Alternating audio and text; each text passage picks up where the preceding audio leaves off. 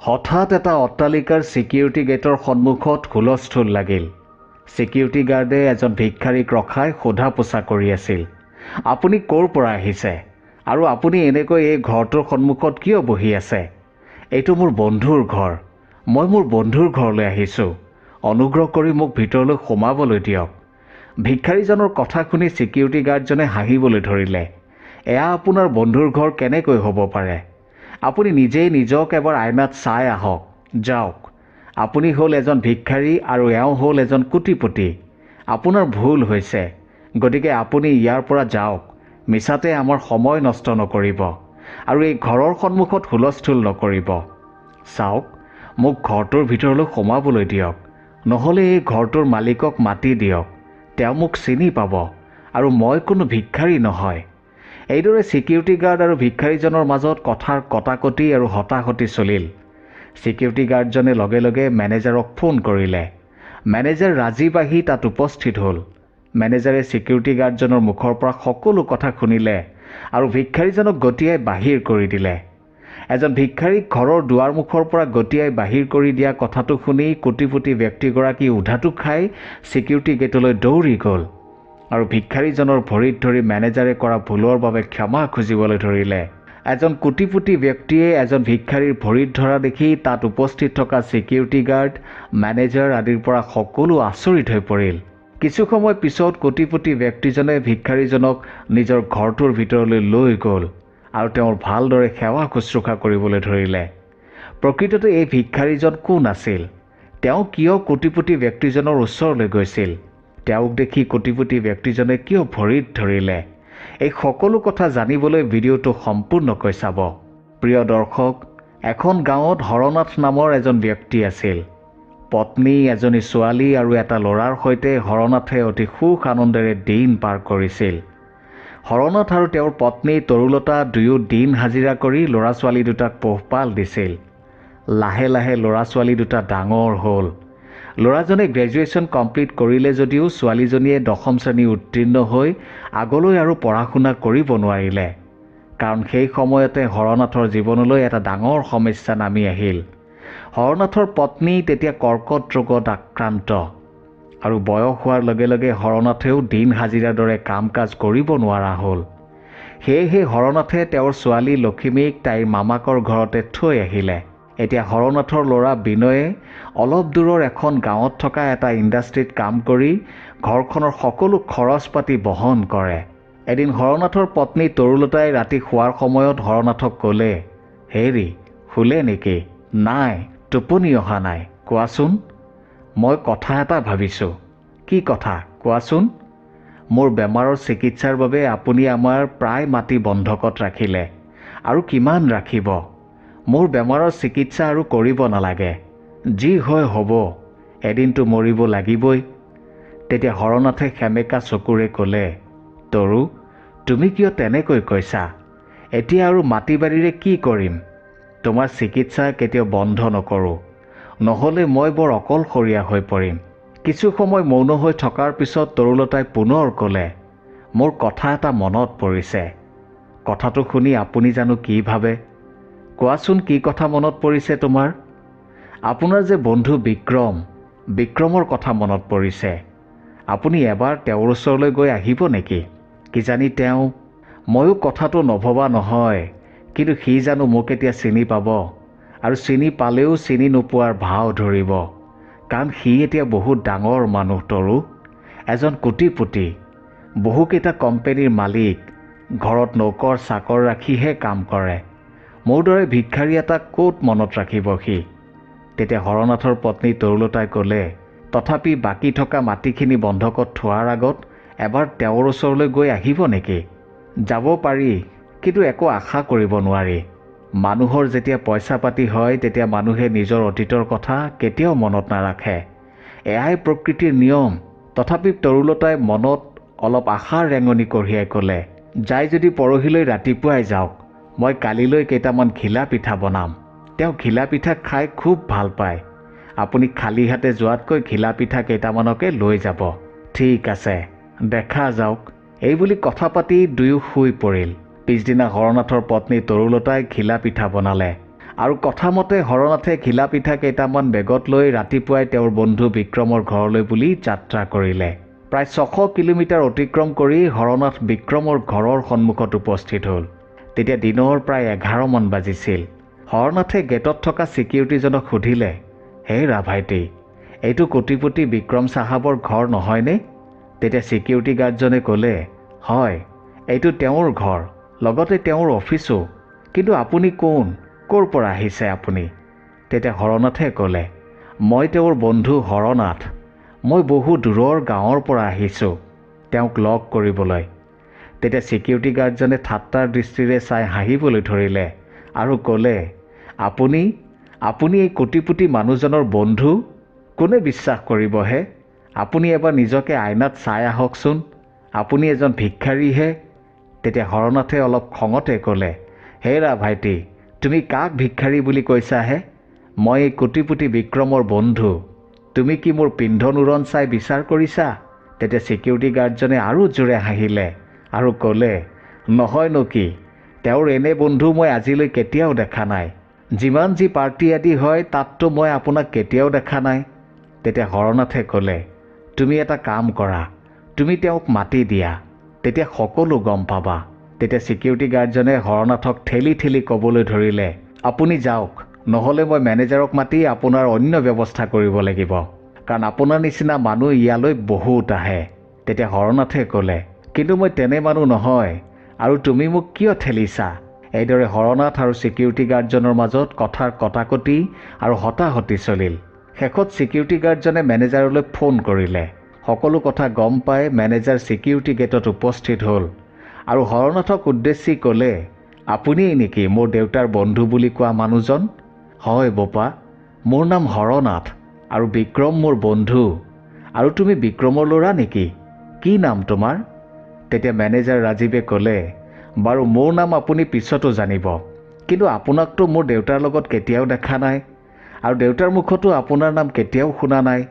মইতো দেউতাৰ প্ৰায় সকলো বন্ধু বান্ধৱীকে চিনি পাওঁ, জানো।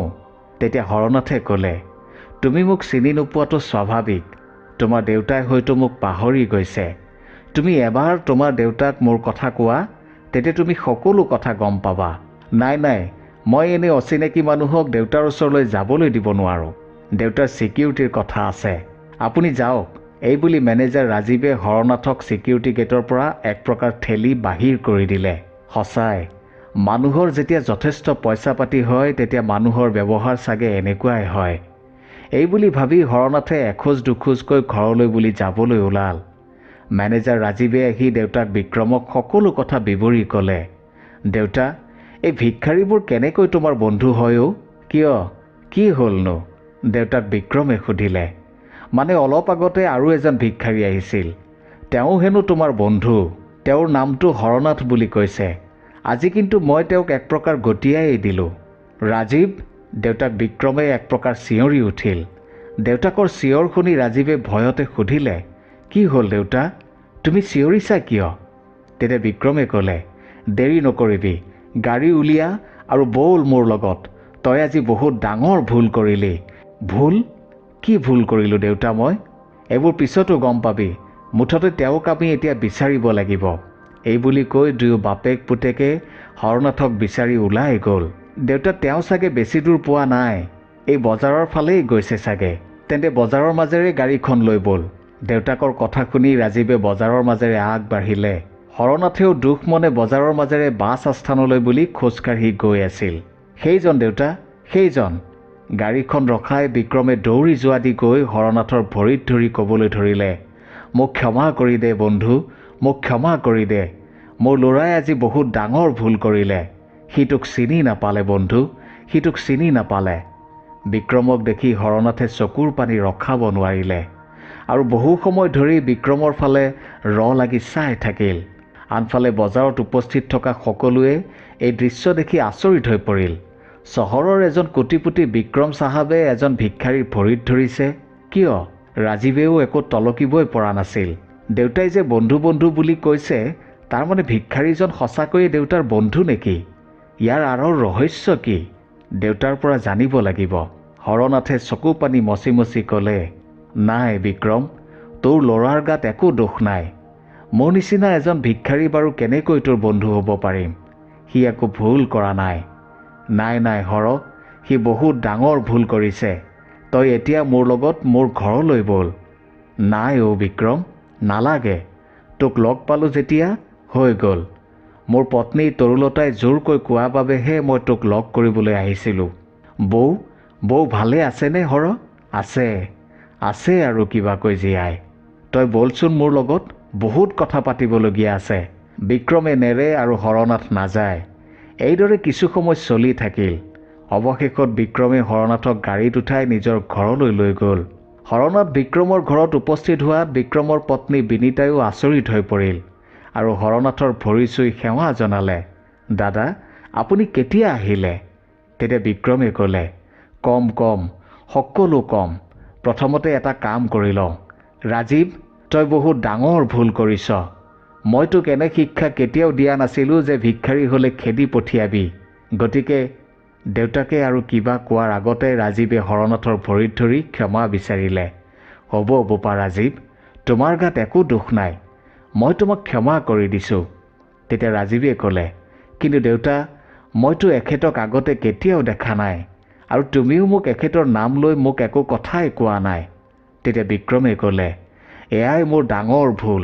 কামৰ মাজত সোমাই থাকি মই ইমানেই ব্যস্ত হৈ পৰিলোঁ যে মই তোক মোৰ বন্ধু হৰনাথৰ বিষয়ে ক'বলৈ পাহৰিয়েই থাকিলোঁ।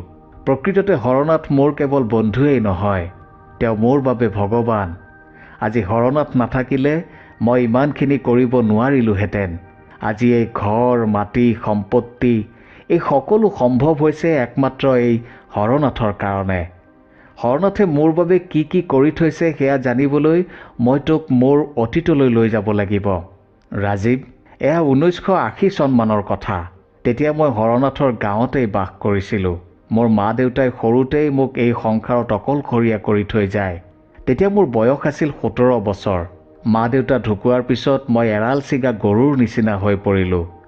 মই অনাই বনাই ইফালে সিফালে আৰ ঘৰে তাৰ ঘৰে ঘূৰি ফুৰি দিনবোৰ কটাই আছিলোঁ। কিন্তু মই দিনটোৰ বেছিভাগ সময় কটাইছিলোঁ হৰনাথহঁতৰ ঘৰত। হৰনাথৰো মাক দেউতাক নাছিল, কিন্তু তাৰ আইতাকে তাক ডাঙৰ দীঘল কৰিছিল। সি মোতকৈ বয়সত অলপ ডাঙৰ যদিও মই তাক বন্ধুৰ দৰেহে জ্ঞান কৰিছিলোঁ। সি মোক যিকোনো ক্ষেত্ৰতে সহায় কৰিছিল। মই যেতিয়াই যি সমস্যাত পৰোঁ তেতিয়া সি সমাধান হৈ মোৰ সন্মুখত থিয় দিয়ে। হৰনাথে মোতকৈ আগতে বিয়া পাতিছিল। তাৰ পত্নী তৰুলতায়ো মোক তেওঁৰ সৰু ভায়েকৰ দৰে মৰম কৰিছিল। আমি দুয়ো আমাৰ ওচৰৰে গাঁৱৰ এটা ইণ্ডাষ্ট্ৰীত কাম কৰিছিলোঁ। কিন্তু লাহে লাহে কামটোত মোৰ মন নবহা হ'ল। মই অলপ বেলেগ ধৰণে ভাবিবলৈ ধৰিলোঁ। কাৰণ ইণ্ডাষ্ট্ৰীটোত পৰিশ্ৰম যিমান কৰোঁ সেইমতে পইচা নাপাওঁ।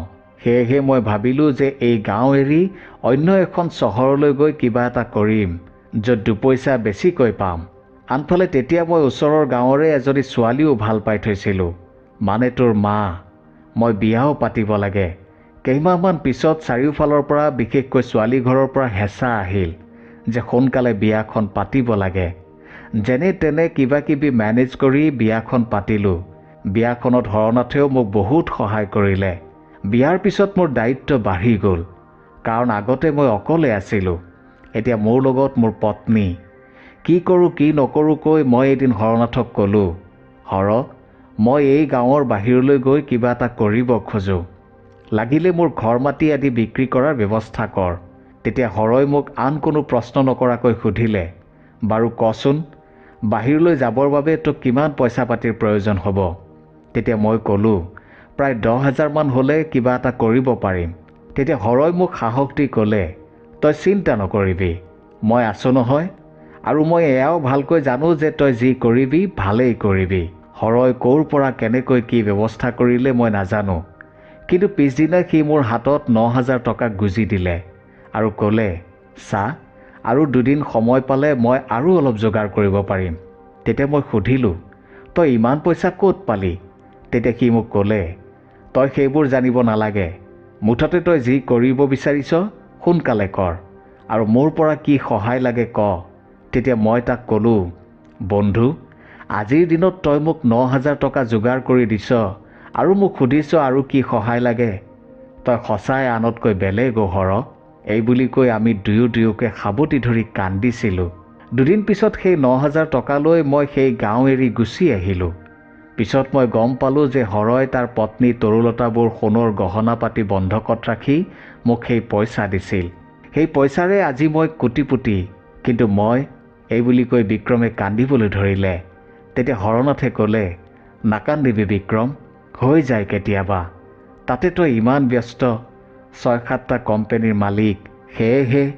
তেতিয়া বিক্ৰমে ক'লে, নাই হৰ, মানুহে কেতিয়াও নিজৰ অতীত পাহৰি যাব নালাগে। কিন্তু এতিয়া তই কচোন, বৌ ভালে আছেনে আৰু তই কেনে আছ? তেতিয়া হৰনাথে ক'বলৈ আৰম্ভ কৰিলে, বিক্ৰম, সকলো ঠিকেই আছিল। কিন্তু তই গুচি অহাৰ প্ৰায় 5 বছৰমান পিছত তৰুলতাৰ কেঞ্চাৰ হোৱা বুলি গম পালোঁ। সেয়েহে এতিয়া আমাৰ অৱস্থা পানীত হাঁহ নচৰাৰ নিচিনা। কাৰণ তেওঁৰ চিকিৎসাৰ নামত মই মাটি বাৰী আদিও বন্ধকত ৰাখিলোঁ। ল'ৰাটোৱে কিবাকৈ ঘৰখন চলাই আছে। কথাখিনি কৈ থাকোঁতে হৰনাথ উচুপি উঠিল। তেতিয়া বিক্ৰমে ক'লে, হৰ, তই চিন্তা নকৰিবি, এতিয়া সকলো মই চিন্তা কৰিম। ৰাজীৱ, তই গাড়ীখন লৈ এতিয়াই হৰনাথৰ ঘৰলৈ যা আৰু ঘৰৰ আটাইকেইটাকে ইয়ালৈ লৈ আহ। তেতিয়া হৰনাথে ক'লে, কিন্তু বিক্ৰম। কোনো কিন্তু নাই, সিহঁতক ইয়ালৈ আহিবলৈ দে, মই সকলো ক'ম। দেউতাক বিক্ৰমৰ কথা শুনি ৰাজীৱে লগে লগে গাড়ীখন লৈ হৰনাথৰ গাঁৱত উপস্থিত হ'ল। হৰনাথৰ পত্নী তৰুলতাক সকলো কথা ক'লে আৰু এদিন পিছত তেওঁলোকক লৈ নিজৰ ঘৰত উপস্থিত হ'ল। তৰুলতা, লখিমী আৰু বিনয় আহি বিক্ৰমৰ ঘৰত উপস্থিত হোৱাত বিক্ৰমে হৰনাথৰ ফালে চাই ক'লে, হৰ, এতিয়াৰে পৰা তহঁত মোৰ লগতে থাকিবি। বিনয়, কালিলৈৰ পৰা তুমি মোৰ এটা কোম্পানীৰ মেনেজাৰ হ'বা। তেতিয়া হৰনাথে ক'লে, বিক্ৰম, চা, আমি তোৰ ঘৰত এনেকৈ কেনেকৈ থাকিম? কাৰণ আমাৰ গাঁৱত এখন ঘৰ আছে, সেইখন ঘৰ আমি কেনেকৈ এৰি থাকিম? তেতিয়া বিক্ৰমে ক'লে, চা হৰ, তই মোৰ জীৱনটোৰ বাবে ইমানখিনি কৰি থৈছ, তাৰ বিনিময়ত মোকোতো অলপ কৰিবলৈ দে। তহঁতে গাঁৱলৈ নিশ্চয় যাবি, তাত মোৰ কোনো আপত্তি নাই। কিন্তু প্ৰথমে বৌৰ চিকিৎসাটোহে গুৰুত্বপূৰ্ণ। গতিকে বৌ সুস্থ হৈ নুঠালৈকে তহঁত মোৰ লগতে থাকিব লাগিব। তাৰ পিছত কি হ'ব পিছত দেখা যাব। তেতিয়া হৰনাথে ক'লে, বাৰু, তই যি ভাল দেখ। পিছদিনা বিনয়ে এটা কোম্পানীত মেনেজাৰ হিচাপে যোগদান কৰিলে। সেইদিনাৰ পৰাই চহৰৰ নামী ডক্তৰৰ ওচৰত হৰনাথৰ পত্নী তৰুলতাৰ চিকিৎসা আৰম্ভ হ'ল। এনেদৰে দিন পাৰ হ'ল। কিছুদিন পিছত চহৰৰ এজন ভাল ল'ৰাৰ লগত ধুমধামেৰে লখিমীৰ বিয়া হ'ল। লাহে লাহে তৰুলতাও সুস্থ হৈ উঠিল। 2 বছৰমান পিছত হৰনাথৰ পুত্ৰ বিনয়েও বিয়া পাতিলে। আৰু বিক্ৰমৰ আনফালে হৰনাথে নিজৰ গাঁৱৰ ঘৰখনৰ লগতে থকা মাটি বাৰীখিনি কণ কণ ল'ৰা ছোৱালীবোৰে খেলিব পৰাকৈ এখন শিশু উদ্যানৰ বাবে আগবঢ়াই দিলে। মাজে মাজে দুয়ো বন্ধু মিলি গাঁৱৰ ঘৰলৈ যায়। উদ্যানখনৰ লগতে আন সম্পৰ্কীয় মানুহৰ লগত সময় কটায়। এনেদৰে দুয়ো বন্ধু হৰনাথ আৰু বিক্ৰমে জীৱনৰ বাকী থকা দিনকেইটা সুখ আনন্দেৰে কটাবলৈ ধৰিলে। প্ৰিয় দৰ্শক, এয়াই আছিল আজিৰ কাহিনীটো। কাহিনীটো শুনি আপুনি কেনেকুৱা পালে? আপোনাৰ মতামত জনাবলৈ নাপাহৰিব। ধন্যবাদ।